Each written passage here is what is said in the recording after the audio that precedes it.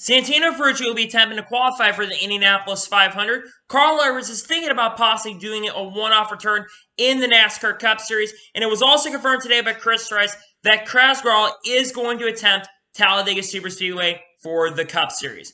What's going on, guys? It's Daniel, and welcome back to your video. We have quite a few stories to discuss here today on the channel. Let's go ahead and just jump straight into it. We're going to go ahead and start off with all the sponsorship announcements that have happened over the last couple days. Let's go ahead and just jump straight into it. Let's go ahead and start off with all the Rick Ware Racing announcements. As was announced today, that Rick Ware Racing has partnered up with 9-Letter Apparel and Nortec to pay tribute and honor fallen service members. James Davison will have Navy on his car. Garrett Smithley will have Air Force. Josh Blicky will have Army. And JJ Yeley is going to have Marines sponsors. And the cars are circulating on the screen. I think that these paint schemes look really, really awesome. I think that Rick Ware Racing, I've not usually been a big fan of their paint schemes besides the Nurtec paint scheme. But I think that overall, these paint schemes look really, really awesome. And they pay really, really good tribute to fallen soldiers. And I love these paint schemes a lot. And they look really, really awesome. The next paint scheme is sponsorship news we're going to take a look at is Chase Briscoe's 2021 Rush Truck Center scheme that we are going to see this weekend in a weekend or two at Talladega Superspeedway and at a couple other upcoming races as well. This paint scheme is very similar to the Clint Bowyer paint schemes, which is not a bad thing, because I actually really like this paint scheme a lot. It's the same as the ones before, but it looks really, really awesome. Like I said, the colors have always worked really, really well on that car, and I think Chase Briscoe will be sporting a very, very sick paint scheme. I like it a lot. I know this has been the same one for the last couple of years, but I do really like this paint scheme quite a bit. The next paint scheme of sponsored news we're going to take a look at is Justin Allgaier's 2021 Hell of Water scheme that we will see at Atlanta Motor Speedway. And I can't remember the other racetrack that they're going to be sponsoring him as well, but they'll be sponsoring him for 2 races this year. This paint scheme looks really, really, really awesome. It looks really good. The blue, like the light blue on the car, looks really, really awesome. And I can't wait to see this car on the racetrack in those 2 upcoming races later this year with Junior Motorsports. I think this is the final paint scheme news we're going to talk about is First Pacific Funding. They have extended their partnership with Jeremy Clements Racing. They've already sponsored Jeremy Clements for 2 of the first 6 races. They will sponsor him in Martinsville this weekend and a couple other upcoming races later this year. Really, really awesome that First Pacific Funding is stepping up to the plate, and they are going to go ahead and sponsor Jeremy Clements once again. It's really, really awesome. I'm glad to hear that news overall. And now we're going to go ahead and jump onto all the other news stories that we need to discuss here on today's episode. Let's go ahead and just jump straight to it. Let's start off with Howie DeSavino III, as he is going to be making his NASCAR Truck Series debut at Richmond International Speedway with Jordan Anderson Racing in the number 3 with Keys Vacations as the main sponsor for that car.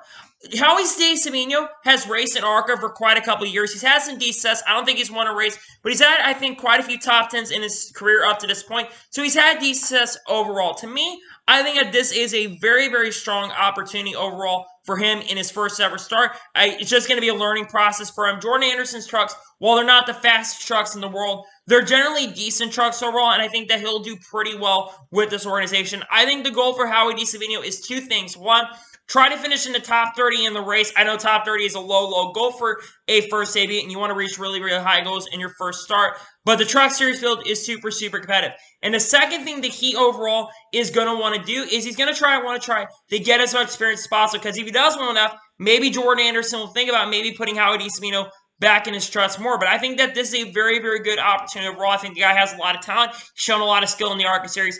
And I think that he will do overall a very good job in his first ever NASCAR Truck Series start at Richmond International Speedway. And now we're going to jump on to the next story of today's episode, as we're going to talk about Tyler Reddick, as he is going to be conducting the tire test for the next-gen car at Darlington International Speedway, I believe on Wednesday and Thursday, or Tuesday and Wednesday.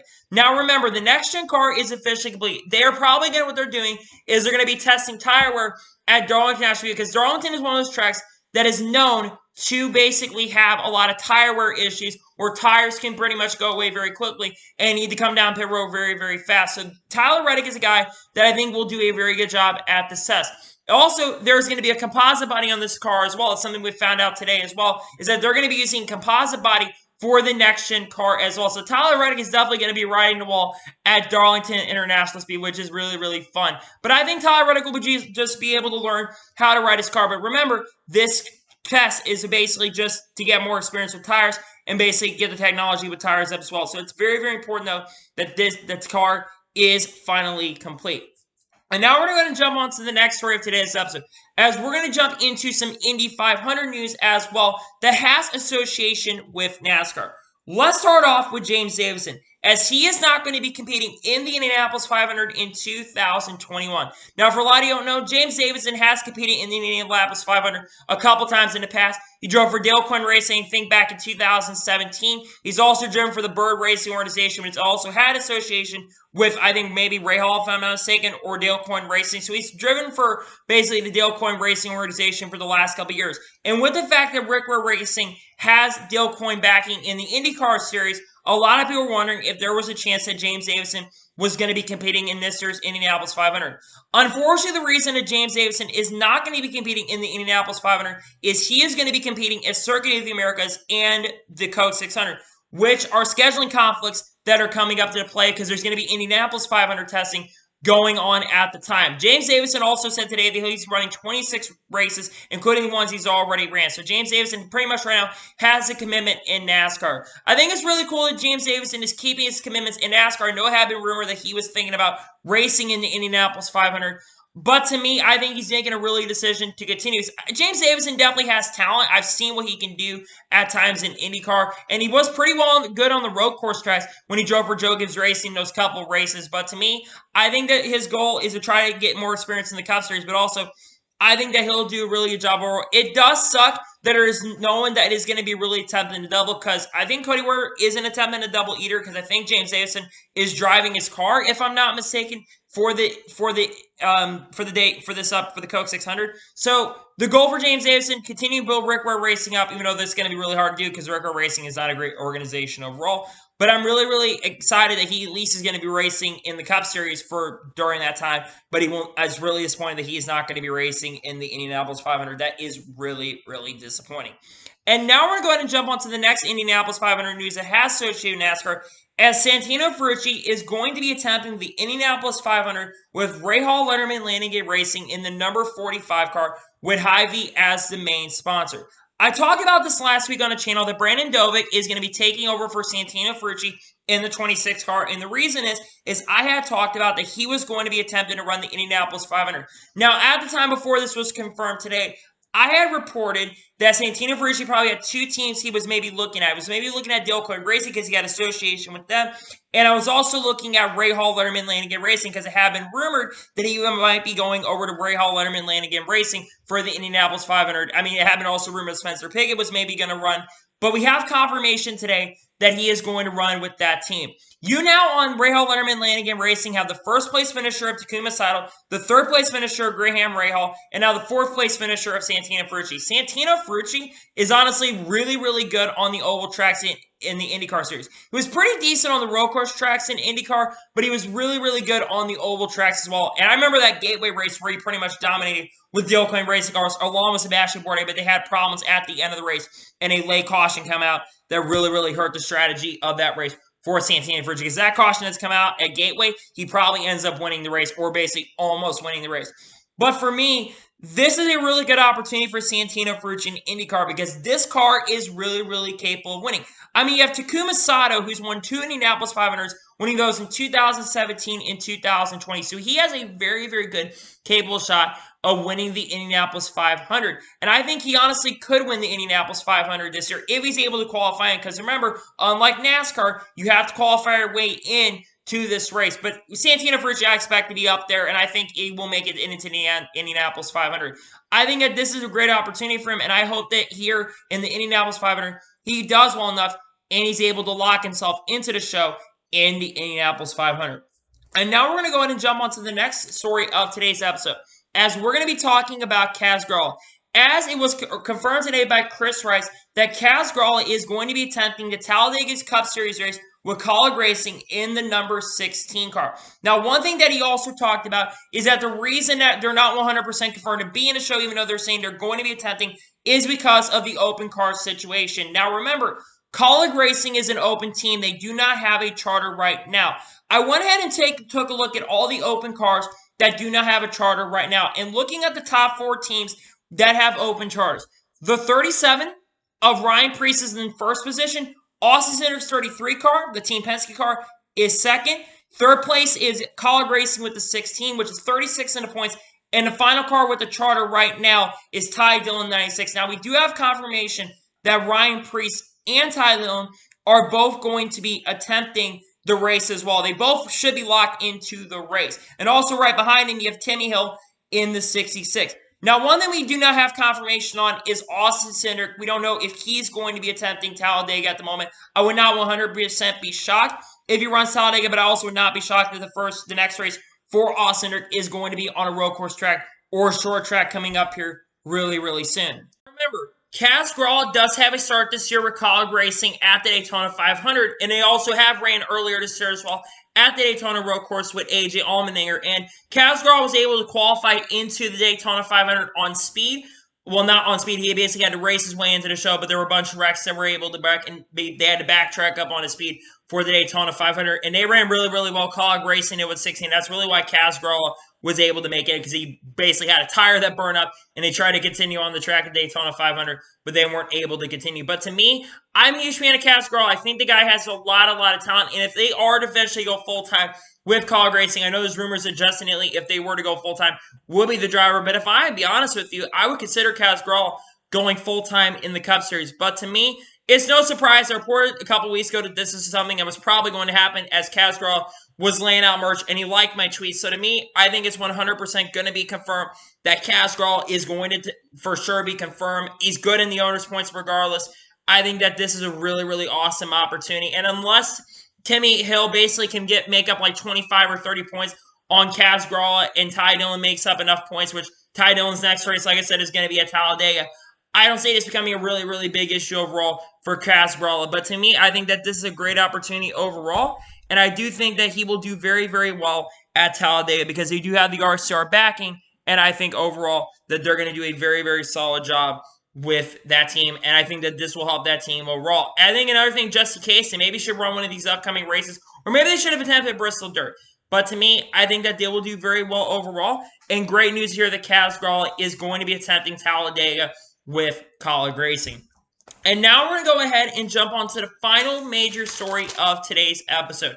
Now, Friday night around 5 p.m., Carl Edwards was on Race Hub doing basically his annual time when he goes and talks to the media. Once a year, every year since his retirement in 2017, Carl Edwards generally does a one-off with the media. Now, Carl Edwards actually had some very, very interesting comments in regards, because a couple people on, I think it was Shannon Spake, Bobby Labonte, Regan Swift, they had asked if Carl Edwards is potentially thinking about coming into racing. Now, a little bit of backstory on Carl Edwards. He actually is thinking about also running in for 2022 setting and going up against Agwan and Wagner for that. So he's thinking about, as of right now, running for that as well. But Carl Edwards said this on Race Hub. He says that there is a potential for a one-off return in the NASCAR Cup Series. And he said this, towards the end of my career, I really enjoyed the road courses. If we were going to do something, it would probably be a road course. So Carl Edwards said right here that he is thinking about running a road course if he is to do a one-off return. So Carl Edwards is right now thinking about potentially doing a one-off return in the NASCAR Cup Series. Now, let me say this here. How likely do I see Carl Edwards running in the NASCAR Cup Series once again, or even in NASCAR in general? I'm going to be real with y'all. It's going to be 50-50 if Carl Edwards is to fully return. I'll be real with y'all, especially with where I talked about where he's thinking about going for Senate and going into politics. I think it's really 50-50 right now, but I think that there is a chance also that Carl Edwards could do a one-off return. He says he's been watching NASCAR this year. He really enjoyed Bristol, and he really likes the diversity of schedule, but he also joked about on Race Hub during that time, well, he was being serious too. He also was not a big fan of the package we currently have right now, which is one reason he hasn't really come back. Because remember last year, when the 42 car, when Kyle Larson had his incident, Carl Edwards basically was called up a couple times. He actually #1 caller for that 42 car, and he declined. Now, if Carl Edwards is to return to the NASCAR Cup Series, what team is Carl Edwards going to run for? So, if he is returned this year or next year, I think of two teams that I think he could run for. Roush Fenway Racing or 2311 Racing. Now, a lot of you are saying, why not Joe Gibbs Racing? Well, in 2016, NASCAR got rid of basically NASCAR has a 4-car rule right now, and even with part-time cars, you can't only have 4 cars out on the track. So even if Carl Edwards wanted to run this year or next year, he would have to run with another organization in a different car. So Carl Edwards would have to go to another organization, would not go to Joe Gibbs Racing, because in 2016 they removed that rule where you could run a part-time car. Now you only can have 4 cars out on the racetrack at one time. So that's why I would rule out that he's not going to go to Joe Gibbs Racing.